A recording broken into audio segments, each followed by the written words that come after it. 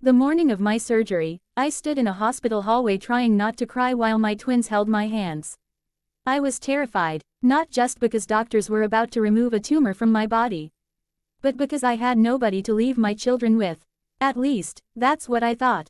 My parents were both retired, healthy, living 20 minutes away, so when I asked if they could watch my 5-year-old twins for one day, my mother sighed like I was ruining her life. Then she said something I will never forget. "We already raised our children. Your kids are your responsibility." I stared at her in complete disbelief. I wasn't asking them for money. I wasn't asking them to raise my kids forever. I just needed surgery. But apparently, even cancer was too inconvenient for them. And the worst part, my twins heard everything. That morning, I honestly thought my heart would break before the surgery even began. But then my grandfather arrived at the hospital, and what he said to my parents afterward left the entire family speechless. Flushed heartbreak. I became a single mother at 26. Not because I planned it. Not because I wanted to struggle. But because life has a way of changing everything overnight. My husband Ethan died in a car accident when our twins, Lily and Noah, were only 8 months old. One moment I had a family. The next, I was sitting in a funeral home holding 2 babies while people whispered, "Stay strong," like those words could fix anything. The years after Ethan's death were brutal. I worked constantly. Sometimes 2 jobs, sometimes 3. I barely slept, barely ate, but somehow, I kept going, because every time I looked at my twins, I remembered I didn't have the luxury of falling apart. Lily had Ethan's smile, Noah had his eyes, and every single day, they gave me a reason to survive. My parents, unfortunately, never really helped. They loved looking like supportive grandparents in public. Facebook photos, birthday pictures, holiday dinners, but behind closed doors, they were distant, cold, conveniently unavailable whenever things became difficult.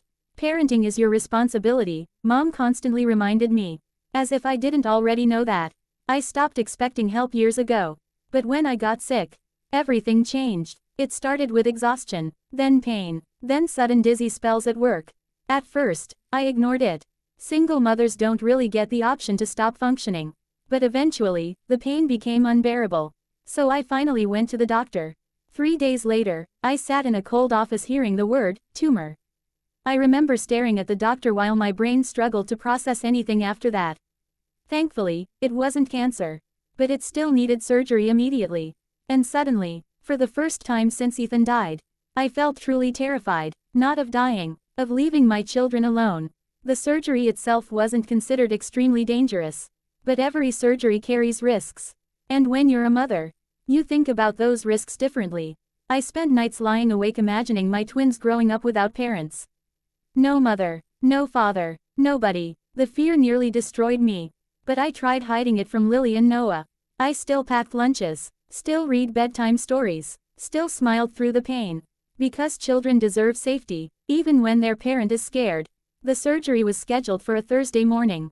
I only needed someone to watch the twins for one night. That's it, one night. So 3 days before surgery, I called my mother. "Mom," I said carefully, "I need help." Silence. Then immediate annoyance in her voice. "With what?" I explained everything. The surgery, the hospital stay, the twins, and for a moment, I genuinely thought she'd say yes. Because surely no mother would abandon her daughter during something like this. Right, wrong. Mom sighed heavily. "We already raised our children." I froze. "What? Your kids are your responsibility," she continued coldly. "We're too old to deal with energetic children overnight." I couldn't breathe for a second. "Mom, I'm having surgery." And that single word shattered something inside me. I could literally be in danger, I whispered. "You're exaggerating." I felt tears burning my eyes. "I just need one night." Then Dad spoke in the background. "Tell her we already have plans Friday morning." Plans. I almost laughed from disbelief. Their daughter was terrified before surgery. And they were worried about weekend plans. "Okay," I whispered quietly. Then I hung up before they heard me crying.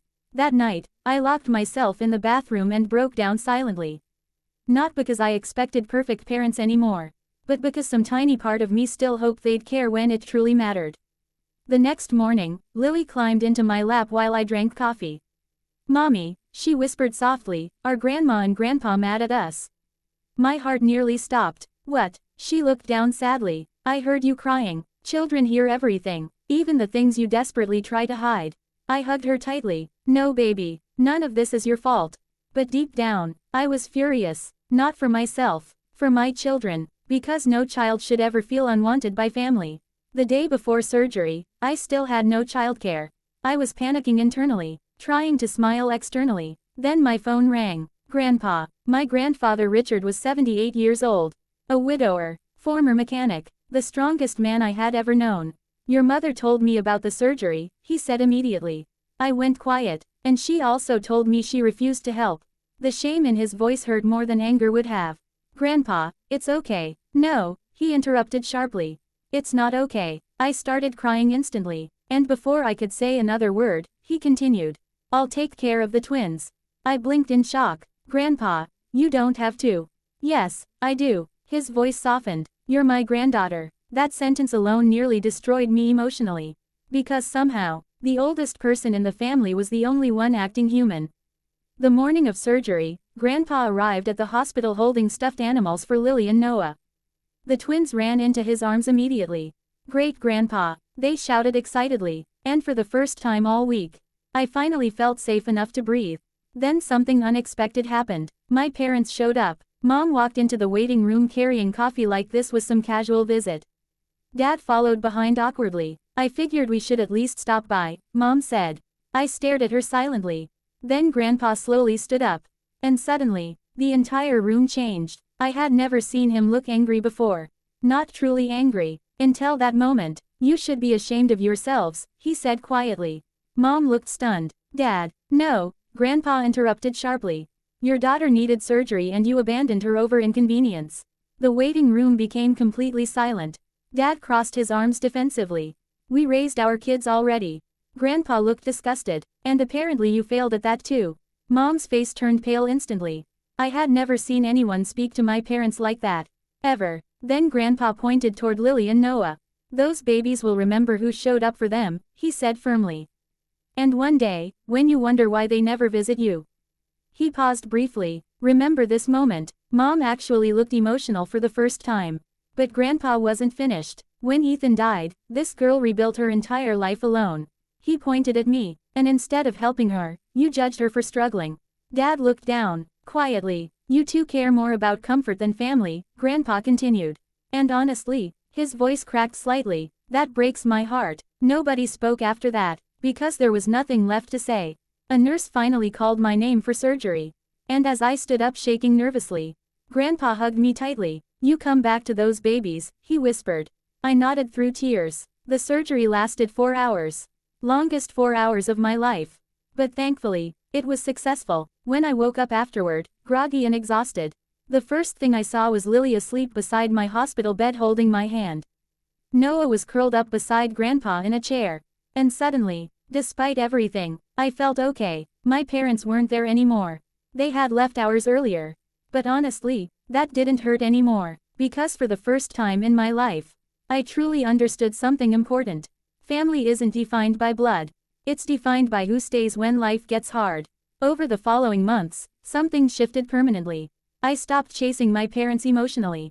Stopped begging for effort. Stopped expecting love from people incapable of giving it properly. And weirdly enough, that freedom healed me almost as much as the surgery did. Grandpa became even closer with the twins after that. Every Friday night became great-grandpa movie night. Pancakes, cartoons, blanket forts, and honestly, those kids adored him more than anyone else in the family. Because children recognize genuine love, even when adults fail to. About a year later, Mom tried apologizing quietly during Thanksgiving dinner. I guess we could have handled things differently, she muttered awkwardly. But Grandpa looked directly at her and replied, no, you could have loved your daughter properly. Silence filled the table instantly. And honestly, he was right. The people who deserve the title of family are the ones who stand beside you when life becomes painful, inconvenient, or terrifying. Not just when things are easy. Real love shows up, real love helps, and real family never makes you feel guilty for needing support during your darkest moments. Sometimes the strongest people aren't the loudest. Sometimes they're the quiet grandparents who step in when everyone else fails. If this story touched your heart, thumbs up, like this video. Bell, subscribe for more emotional stories. Speech balloon, comment below. Do you think the grandparents were wrong for refusing to help?